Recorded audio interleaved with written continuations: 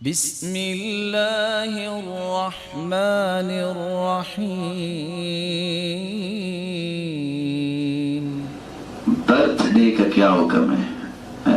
یہ تو انگلش کا لفظ نہیں ہے، قرآن تو عربی زبان میں آیا نا، بلسان عربی مبین۔ کیا جی، یہ تو انگلش کا لفظ ہے، تو یہ قرآن اس میں نہیں آ سکتا۔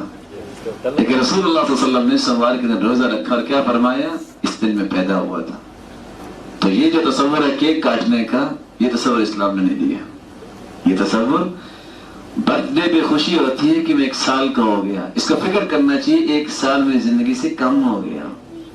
یہ کہتا ہے میں اتنے سالوں کا ہو گیا، خوش ہوتا ہے نا 1 سال کا، دیکھو 1 سال کم ہو گیا ہے، باقی کتنے بچے ہیں۔ اس لیے خوشی جو ہے وہی اختیار کریں جو اللہ کے رسول نے اختیار کی۔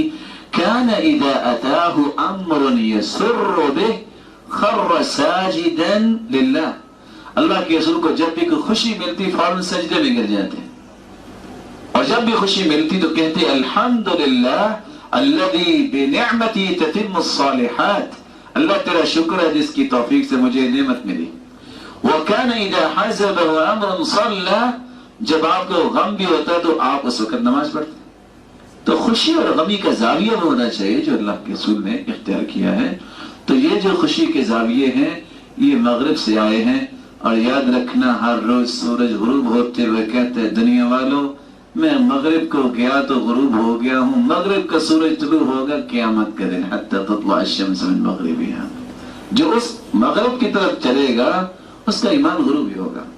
اس لیے اس طرح کی باتوں سے بچنا چاہیے، اور خصوصاً جب ٹیبلو ہوتی ہے، جب دسمبر کا مہینہ آتا ہے تو بہت سارے شوقین لوگ جو کیک کے ہیں وہ کرسمس ڈے کا کیک بھی کاٹتے ہیں۔ عمر کی بات یاد رکھنا، وہ کہا کرتے تھے کہ انڈا بھی لے جائے غیر مسلم کے عید پہ تو اتنا ہی کافر ہے جتنا کافر کا کفر ہے۔ تو اس لیے ایسی باتوں سے پرہیز کرنا چاہیے، تشبہ بالکفار نہیں ہونا چاہیے۔